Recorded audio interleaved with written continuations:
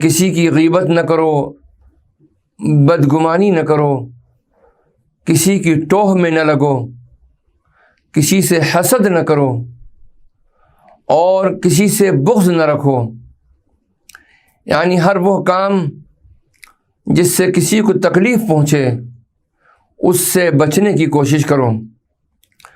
اور اس ضمن میں جو احادیث مبارکہ وارد ہوئی ہیں ان کا بھی انتخاب ہم آپ کے سامنے پیش کریں گے۔ تو اللہ تعالیٰ ارشاد فرماتے ہیں، یا ایھا الذین آمنوا اجتنبوا کثیرا من الظن ان بعد الظن اثم۔ اے ایمان والو، زیادہ گمان کرنے سے بچو، بے شک بعض گمان گناہ ہوتے ہیں۔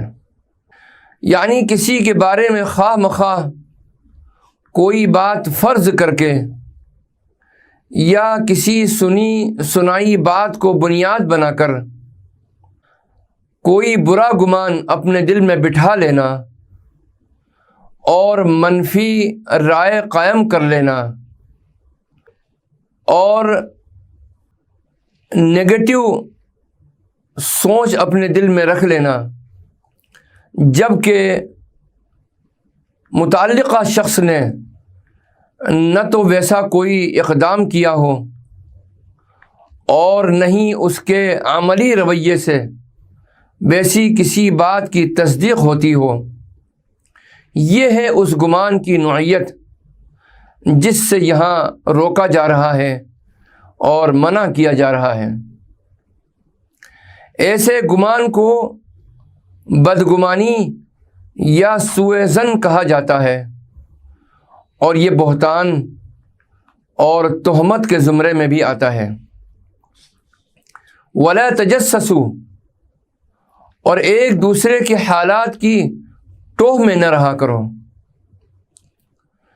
اور یہ بات یقینی طور پر سمجھ لینی چاہیے کہ جن لوگوں کی یہ بری عادت ہوتی ہے وہ ہمیشہ پریشان رہتے ہیں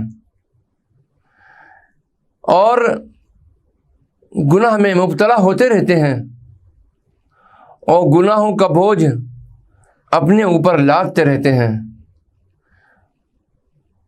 البتہ عام طور پر ریاستی اور حکومتی سطح پر جاسوسی کے باقاعدہ محکمے بھی ہوتے ہیں، اور ظاہر ہے ضرورت کے تحت ایسا کوئی محکمہ ایک اسلامی حکومت کے تحت بھی قائم ہو سکتا ہے۔